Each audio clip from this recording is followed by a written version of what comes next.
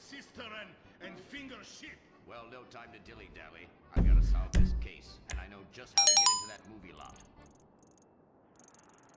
Hey, Joey, look what I snuck from my old man. Gadzooks, Nancy. He'll be cross for sure. You'll get a serious spanking. No, he only spanks Mommy. Why should he enjoy all this refreshing flavor? Yay! When Daddy's not looking, grab that pack. Don't worry about that cop or hack. Time to smoke, smoke, smoke really good. It's gotta be that filter tip. Redwood. Yeah. I welcome forever, Redwood cigarette. Smoking is just as fun for kids as it is for parents. Have a Redwood. Don't let adults have all the fun.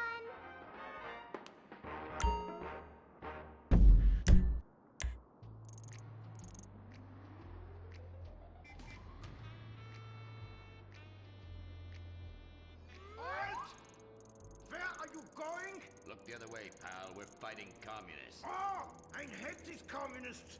They killed my father in Stalingrad. Look in the writer's room. I hear the filthy socialists often meet there. Oh, Gordon, I'm scared.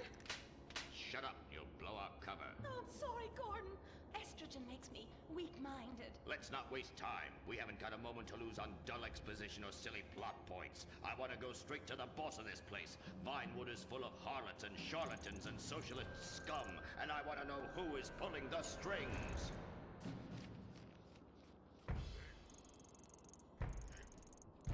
We need to have a chat, bucko. You've been overdoing the firewater again, huh? We can't afford to pay your kind for movie work. We're losing money. This is advertising money. I'm no sitting bull, big chief pile of cash. I'm Gordon Moorhead, crime fighter, and I'm hunting commies, see? Ha! I knew it. Those aren't mine. They belong to the maintenance man. A likely story, blaming the honest poor. I'm sorry, Mr. Zelder. I forgot my artificial hand. You slipped by this time, but I'm convinced you're running a massive propaganda operation here. One that's hell-bent into turning this country into a bunch of weak-minded, overly considerate Lenin lovers. Why, that's a bold-faced lie. Actors and movie executives would never push a liberal agenda. We studio bosses are too busy counting money all day and sleeping with young starlets to care about the threat we're putting out. What you need to do is visit the writer's room. Yes, that's what you should do. What I need to do is get this young lady out from under my desk. No teeth, damn it. Oops, sorry, Mr. Zelda. I didn't mean it. Oh, Gordon, this is so scary. Shut up. Running out of places to slap you. We're fighting a red menace here. We've got no time for emotion. What did you do during the war, Gordon? I fought fascism. In Germany? Italy? No dumbass Florida. Now shut your yap. We're here. Gadzooks! Someone's making monkeys of us. There must be another writer's room. Don't worry, I will track them. Over there. Ha! You're incredible, you savage. Pablo! That's not Pablo. Yes, it is. Igor Pavlovich, rescue at large. Comrades, you're too late. Already I have flooded your movies with communist propaganda. Your workers they'll rise up, unionize, demand ridiculous wages, and then all American industry will fail and move to communist China. It's a good plan, no? Oh, please. Oh, that is rich. America will always be a pillar of industry. We're unstoppable. Our hunger and work ethic make us invincible. As if America would ever become fat, lazy, and entitled like you commies. And besides, I'm about to stop you. Oh, that horrible, awful foreigner's getting away!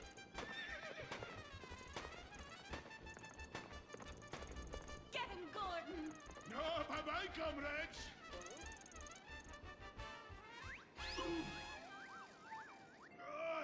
I fall down. Pablo! Hola, Senor Moorhead. Hola, Miss Momstein. Oh, Pablo, where have you been? Ahí está por siesta, tu aburrido. Such a cunning people. They nap half the day and mix the same 4 ingredients and give it 20 different names. Oh, can I get a chimichanga? Gordon, I bring you a present. But Pablo, Friendly's no longer a sponsor of this show. Sí, but this is old script, muy viejo. Well, in that case, give me a redwood, buy me a starter home, and stand the hell back. These people are about to be put on the cutting room floor.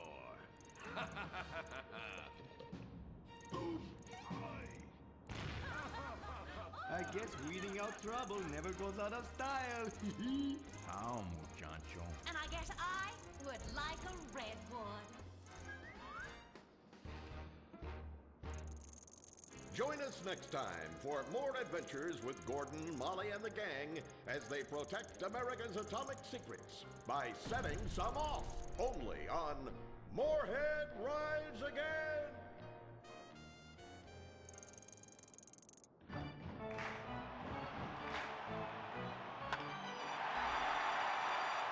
Pablo Rebazar makes $28 million a year.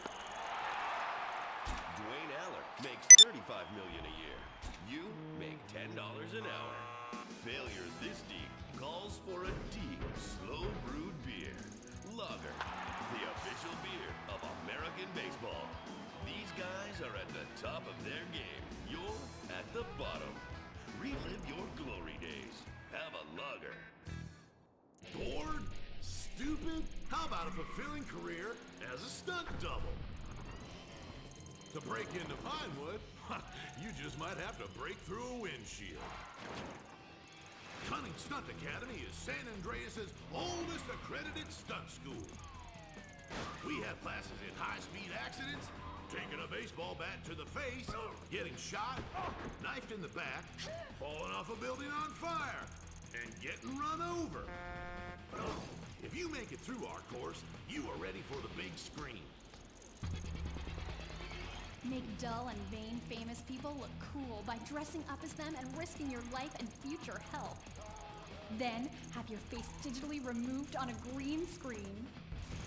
The Cunning Stunt Academy trains women too. Have a nice rack? Pinewood needs stunt tits to show when an A-list celebrity is too bashful or has pancake nipples. The Cunning Stunt Academy. Fame. It's worth any price.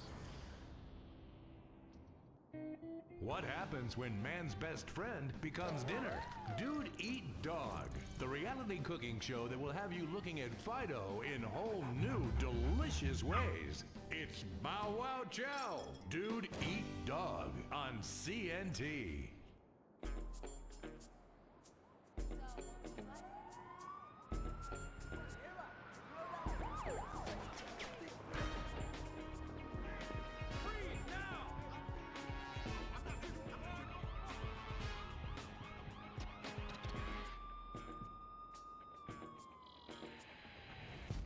Welcome to Los Santos, the city of celluloid, sin, and cellulite removal.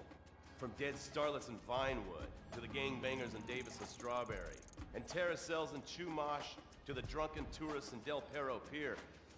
It's time to take a look inside this cesspit of destroyed dreams, drug-addled degenerates, and deluded desperados that make up this great city of lights. Hi. I'm decorated FIB agent Stephen Haynes. The FIB, the police department, and the sheriff's office are fighting a war out here every day in a city where dreams too often become wet with tears. The Los Santos docks. This is where it all begins. The second largest port in the world. The great orifice of American capitalism. Stuff coming in, garbage going out. And hidden in over 2 million containers a day, God only knows where. The cartels pay off some low-level schlub, and suddenly you've got military-grade weapons, badly cut crystal meth, and grade A yayo from Mexico flooding our streets. And once it hits the hood, it's anarchy, with a side of murder hold to fries. Or maybe the Chinese are slipping some of our high-security weapons systems in with the recycle. Financial party continues. We'll just keep picking up the pieces. A word to the wise, kids. Never use PCP. It makes you want to punch cops or run around naked, and not necessarily always in that order. Most of the time, this illicit cargo makes it straight to the games. But sometimes an ordinary Joe lets go and loses his shit after a pipe or two of pleasure dust.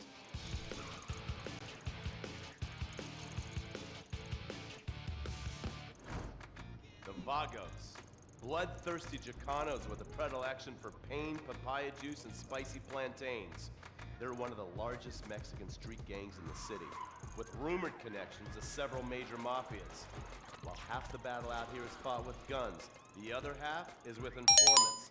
Sometimes you need to become the bad guys to bust the bad guys. All right, guys, let's go.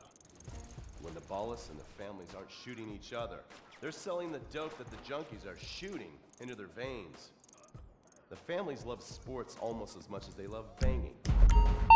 Flashy, arrogant, competitive, and aggressive, they are lifelong bitter enemies of the Ballas. Wearing the colors of the feud or the Corkers, the families call themselves Gang Green.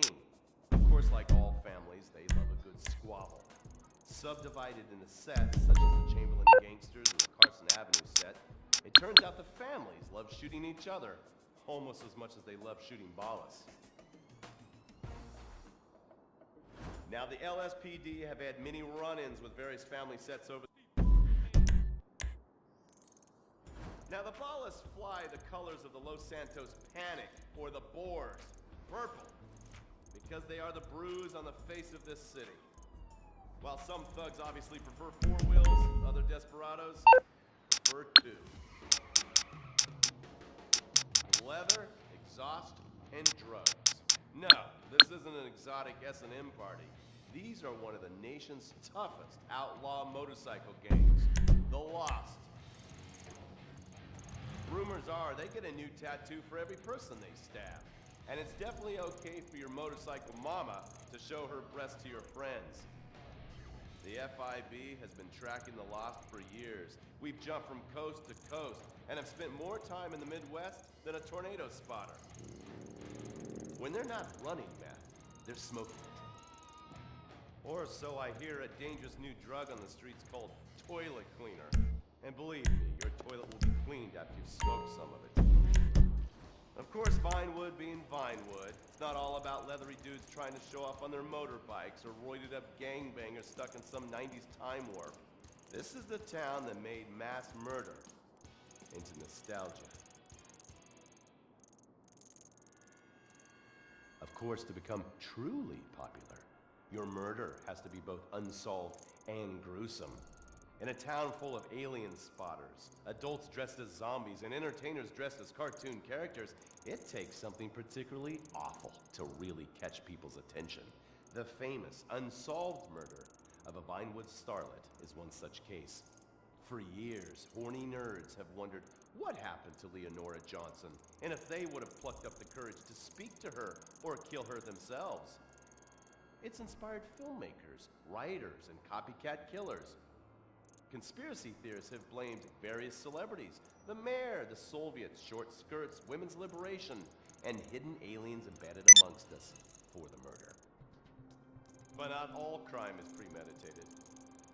Maybe drinking's your thing. Look at this drunken buffoon, proving that there doesn't always need to be criminal intent to cause serious criminal damage. Or maybe you're just an overprivileged poppycock, living on daddy's pension and protesting about the unfairness of capitalism.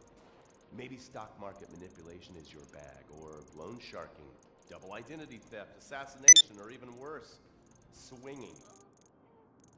On our next episode, I, Stephen Haynes, will show you the flashier side of crime in Los Santos. Illegal street racing, cocaine, and vice. Yes, speed, snort, and sex. The alliterative threesome that helped hook America on the underbelly of paradise.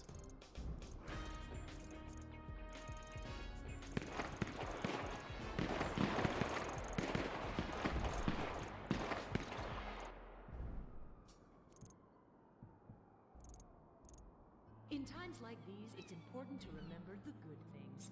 Sure, the economy may be a little rough, and we may be shuttering schools, hospitals, and libraries to pay union pensions. But San Andreas is still the place where dreams are made. This is where counterculture began and then morphed into a nanny state. A place that preaches environmental stewardship but has a terrible public transit system and the worst air in the world. Experience more of San Andreas, the suburban sprawl. No sense of community.